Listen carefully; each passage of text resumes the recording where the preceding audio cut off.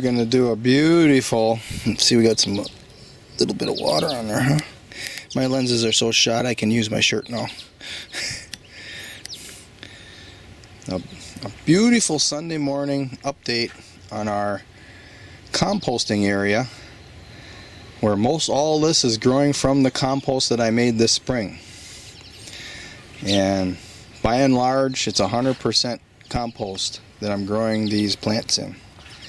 You can't do that with anaerobic type of situation, but the aerobic compost that I made, you can. And I've demonstrated that over quite a few years now. So we're going to start right in here.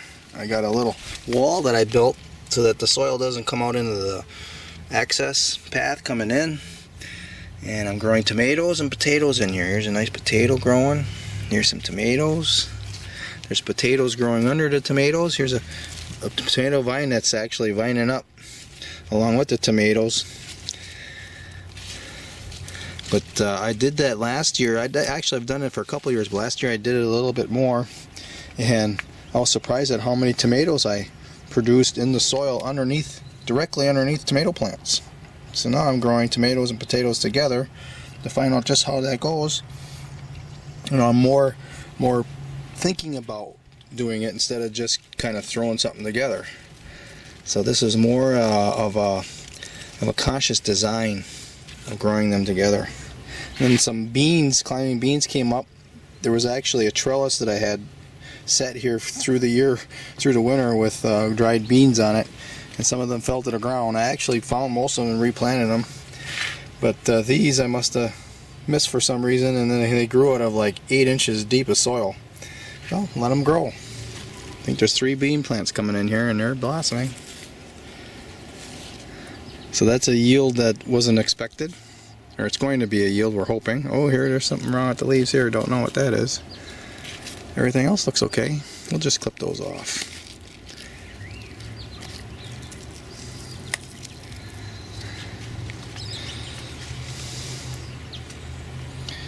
I'm going to have to tie something up here. This one's kind of getting out into the path.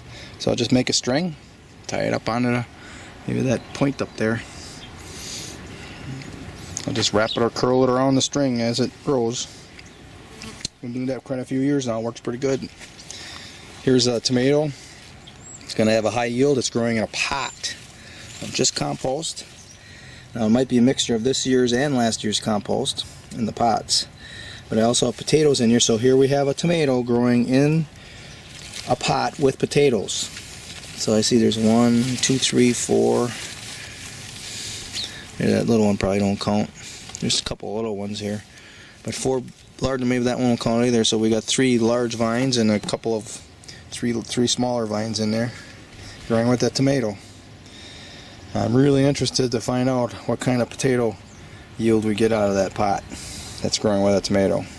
And the tomato is obviously going to be giving you a yield. You can see it. There it is. Another one right there. So another cluster starting right here. Another cluster starting here. And here it's only the first week of August, so this one's going to make a lot of tomatoes just out of that one little pot. Then we have pots here with just potatoes in it, and I've got different varying amounts. I think one of the larger ones has 8 potato vines in it, and some have 5, some have down to 1. And different sized pots. I got larger pots, like I think 3 gallons, and then I've got some that are 1 gallons. I've grew potatoes in 1 gallon pots. Now it's not a huge harvest, but it is a yield. And a 1 gallon pot is a small pot. It can fit in a lot of different spots. You know, maybe that's a 2 gallon pot. These are 5. I don't even know. But these smaller pots, I stick them out into the path a little bit. And these larger pots are closer to the fence and away from the path. That's where more plants are growing. So like this one I have, well, there's 3 of them in this one. There's 2 of them in that one. I've got a couple with 1, I know that. And then these bigger ones, that might be the one with 8, and this one here maybe has 1, 2, 3. You got 3 bigger ones and some smaller ones getting ate up by the slugs. That's okay. I want to see how they do. I want them to be tough. Then we have potatoes here that I don't remember planting. Oh, look, we get to have a snack. There's a nice one right there. These are black raspberries. Everywhere I go, I get to have a snack. That one might be a little unripe yet. We'll leave that sit there for a while. Oh, that's nice. Now, I don't remember if I planted potatoes in here, if these were just in the soil. These potatoes came up. They're growing in almost total shade. It's going to be very interesting to find out if there's a yield in total shade. Might get a little sunlight in the late afternoon hours. Oh, I planted some peppers in here in the shade. This thing is getting hammered by the slugs. Look at those leaves. And it still is making me a yield. In the shade, hammered by slugs. That's pretty cool. These are pine berries. I actually grew some pine berries in the shade. According to instructions, they don't grow in the shade. These are baby honey nut squash. These are growing almost in total shade. It's growing one. I stepped on that blossom there, but it's growing in the shade. Ooh, there's a nice one there. Look at. I think we're gonna have a bumper crop. I got the tag over at the entrance. When I get over there, I'll read the tag. I know exactly what it is. Here I have peppers growing in the shade. I have picked a few peppers from it, but that might be from when they're growing at the nursery, because I bought these at the nursery on clearance. They're not producing anything now in the shade. I don't see any blossoms, so maybe it's too much shade for peppers. Here's a pepper, but that might have been growing from the nursery. But hey, it's a yield. We got basil. I'm making salsa this year. I haven't made salsa for 3-4 years. We got onions growing here. They're not monsters, but some of them are kind of bulbing up a little bit. Hey, look at the, see the little bulb there? It's a yield in the shade. Here's one that was plucked out of the ground. I think the birds are in here looking for, oh, there's a nice bulb here. There's another one. I think the birds are in here looking for worms and stuff, and they pop them out of the ground. This is cilantro that I planted from seed. More basil. Ooh, that smells good. These here are peppers that were getting a little bit more sun. This basil here I've been harvesting lots of leaves off of, as well as the next one that's coming up. But again, no blossoms on these peppers. Oh, there's some blossoms starting right there at the top. I wonder if there's some on the top here starting. Yeah, oh yeah, here's a blossom. Oh, sure. Just not looking carefully enough. There, oh yeah, I see some. There's one there. Well, that'll be great if I can get a yield off of these peppers that are growing in the shade. Oh, that basil smells nice. More cilantro. Here's a volunteer ground cherry, but it's too late for that now. We had a big rain, so a lot of this stuff got knocked down from the rain yesterday. That looked nice. The dappled shade. I bought, I don't know, about 100 onion sets on clearance. I got them really cheap. And here I stuck a bunch of them really close together. Growing pretty nice. That's a candy onion there that's bulbing up. And then the smaller ones are the onion sets I just put in here. That's something you can grow, put in end of July, early August, and you'll get a yield out of it. Here's some potato plants in that pot. Here's some more. Looks like this potato plant's got the blight. It's also growing some potato seeds, but I'm not interested in growing potato from seed from a plant that's got the blight. Or maybe it's just done. No, I don't think so, because it's got a new sprout. So this will be a pot that I just harvest. Won't save any seed potato. This is a little interesting corner here. I have paradise sweet corn and achira growing together. And what's interesting is that achira has no bugs eating on the leaves like the other achira on the property. So maybe the corn repels the pests that are eating the achira. Now both of these are American speciated products, and over thousands of years they speciated these, the people in this country, and this might be a combination that they grew just for this reason. You can see the corn is growing really, tasseling really nice. Look at that one there, Alice. Way over my head there.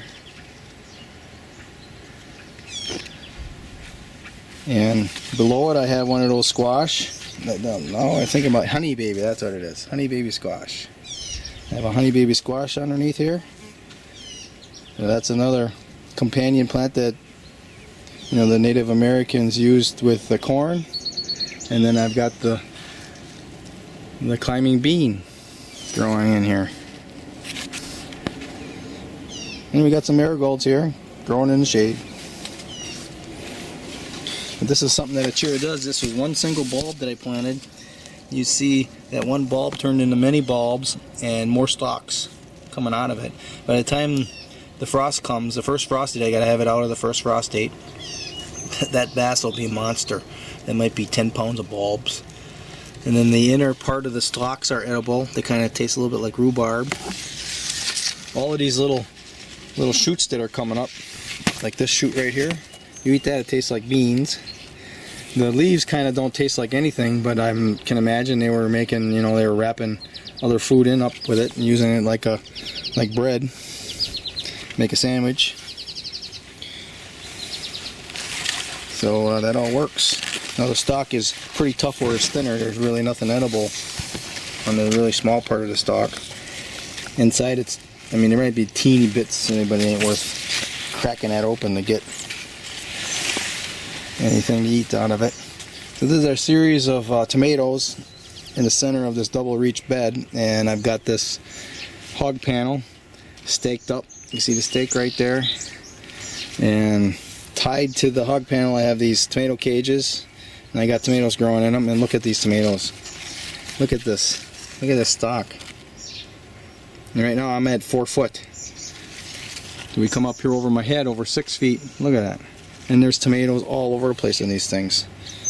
I think some of these are going to have 50 tomatoes. Look at this one. I let one of the suckers grow, so we have a branching effect here. And yeah, there's tomatoes all over this thing. It's just nuts. They're everywhere in here. Look at that. That's out of my compost here. Just tomato after tomato. This one might have more than 50. These are big tomatoes too, and I don't even know the name of it. I bought all this stuff from a young fella at the farmer's market, and I might have to have him come over here and tell me. He had a little bitty writing on these tags on these pots, and I never got around to copying the name down, and now the name has disappeared off that tag. There's another one, just tomato after tomato. Nice big fat stalks. Here's another one. Look at that. Look at how thick that thing is right there. Look at it. I'm reminded of that guy on the 13th flip of this aerobic compost pile of 2019. And I've got that entire compost series. I got that all documented, every single flip. Almost every minute of every single flip. I documented and uploaded it to YouTube. So you can watch the whole thing, how I made the compost that's making these tomato plants. But on the 13th flip, there was a guy that told me, you can't do that. You can't grow stuff in compost that's still hot, because I distributed it when it was still hot. And, well, I guess he doesn't know what he's talking about. This is a special tomato. It actually has kind of curl leaves. You see this? I thought it was a problem, and I forgot about it. But it curls its leaves. And it's actually kind of uncurling its leaves here as it grows. But the young fellow that sold it to me, he told me the name of it, and it's a special tomato where not many people can grow it because it's not very productive and it's hard to grow it.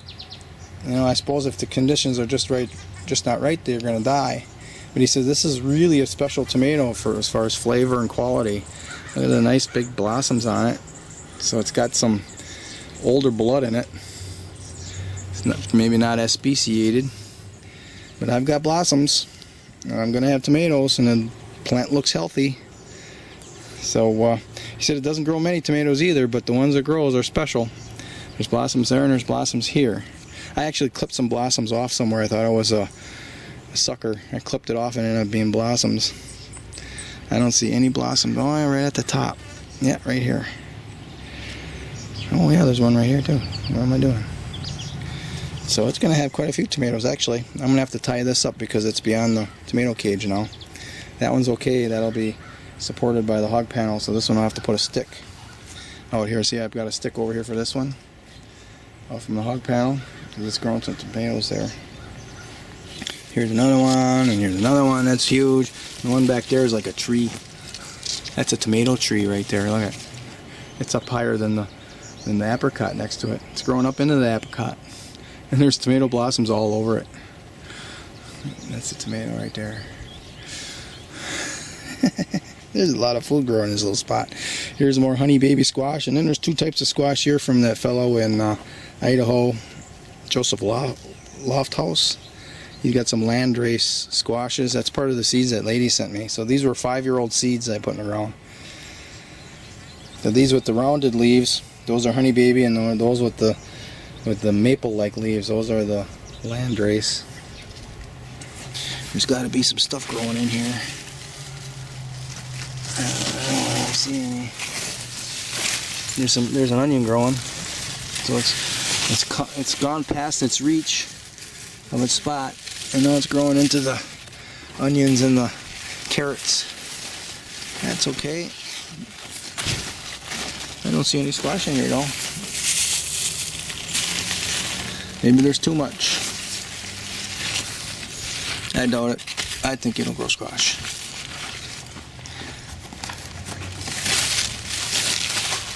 Could be the mice are eating them too. That happens. I'll have to pay more attention maybe. You got plenty of blossoms. Oh, there's one forming right there.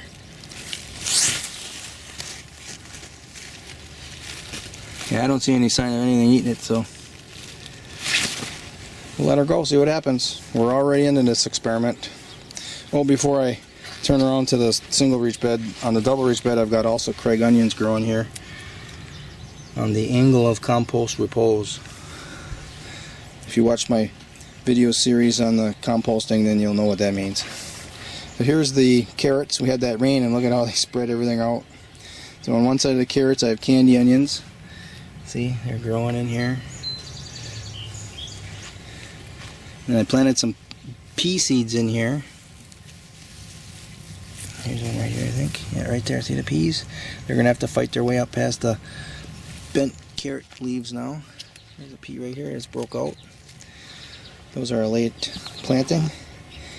Yeah, and the carrots are doing very well. I mean, they look healthy. There's going to be a great crop there, I'm sure of it. And then leeks are companion plants to carrots, so we got leeks on the angle of compost repose on the other side.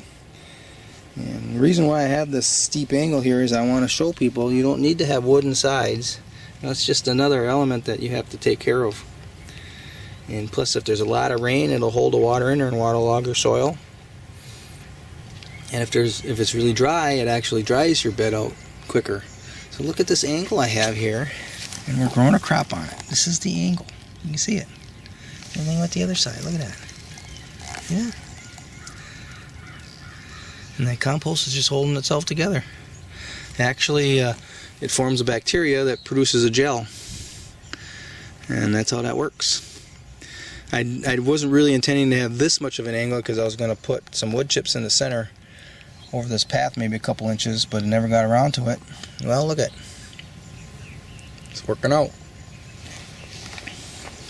And then that last bed next to the hog panel, I actually had planted a lot of climbing beans and the slugs ate them. That one bean there, that's a survivor. Definitely want to save those beans for replanting. It might have some chemical in its leaves that the slugs don't like eating as much as they did the rest of them. Then I've got squash growing up on the hog panel, and that squash's roots are over there 10 feet away. And in that bed I planted skirret. These are skirrets that came up from seed, from the skirret that I'm growing here that I bought the seed. So that's going to be interesting to see how that works out. I'm going to dig them all up this fall, and anything with very large roots I'm replanting. And I'm going to let those go to seed. Then I'll have a second generation. Here's a volunteer ground cherry right there in the shade of my hat there. Here's a volunteer tomato that came up. I staked it. It's growing some cherry tomatoes. Another volunteer ground cherry. And that corner there is filled with squash. There's some honey babies in there and zucchini, and then this is some type of it's a Japanese squash. It's one I like. The squash turns red, or actually orange squash, and it's kind of sweet. I don't have to remember the names. Why? You guys can figure it out. Oh, look, we got a big old zucchini. That's getting to be bigger than what I like. I normally pick them when they're about half that size. You add them to our salads. So that's got to come out of here. And if you pick those when they're smaller, it just encourages them to grow more. Look at that, come off really nice.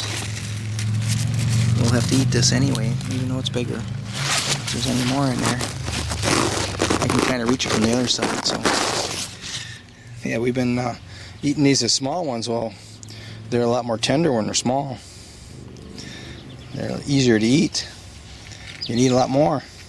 And then there was about 50 tomatoes that came up here all together in this little bitty spot. So I've been weeding out the littlest ones, and the largest ones I'm letting grow. And look at this one here, is 6 feet tall already. I just got some cords here to hold them up. So between the cord holding them up and it growing in amongst this hazelnut bush, we're good. Let's find out what happens. So you got hazelnuts growing here in the corner. This has been a prolific bush. 3 years in a row it's gone nuts. So I'm going to try to harvest as many of these as I can for replanting. I'll replant them up north. Now I've got Europeans, and I got a European right next door to this, and some precocious on the other side of the Europeans. So this could have been pollinated by Europeans. That'll be interesting to find out how they grow. And finally we have this wall here. This is the southern wall I've been growing a lot of tomatoes on over the last couple of years. I got videos on it. And compost I put into old bead boxes that were breaking apart. That's kind of holding it up from the soil from coming into the path. And I grew cherry tomatoes here. And last year I had them 15 feet tall. I actually had big long poles here and trellised them up the poles.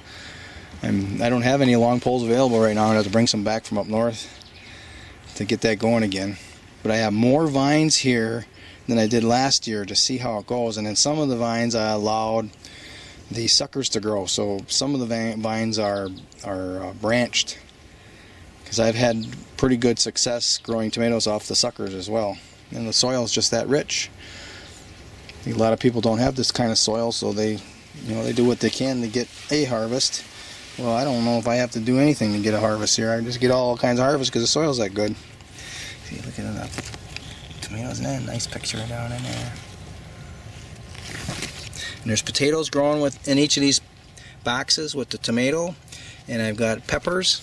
There's a pepper plant. Oh, here's the pepper plant for this one right here. There's the pepper for this one. This one is cayenne. You can see we got a pepper growing. So nightshade family. Their companion plants, tomatoes, potatoes, and peppers. Here they are right here. You can see the demonstration. Oh, there's a big one I missed. There, look at that. Sweet banana pepper. There's a ground cherry that came up here. Looks like I've left it.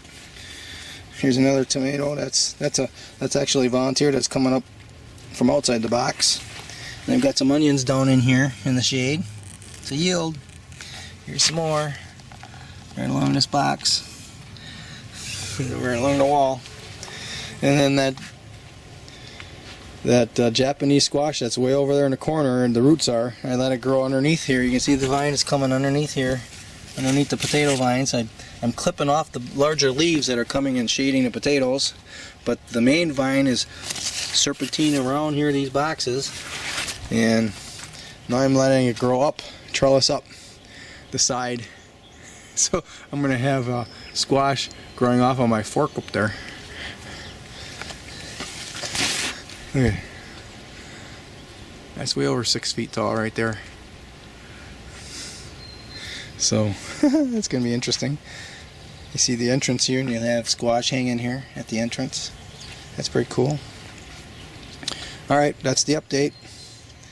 I guess I'll do another one in a couple weeks, but I don't know how much better it's going to get than this. Well, you know, when I start getting a lot of red or ripe tomato fruit, and maybe when I do a little potato harvesting, maybe that corn, we'll have to watch that corn. I think I'm going to cover every corn ear with a disposable sock, because I don't want any of the critters to eat it. That's the problem here, is critters, the squirrels and chipmunks, and then of course we got that corn borer. Everything wants to get in the corn, and I'm not spraying. And since I have so few plants, you know, there's only 5 of them there that are probably going to grow there, and I planted 13 in that barrel. So I got 13 corn stalks growing together in that barrel right there. That's tasseling too. So because I'm only growing this many corn plants, I can be intensive with their care. So anyways, that's it. We'll see you when we get some more ripening fruit.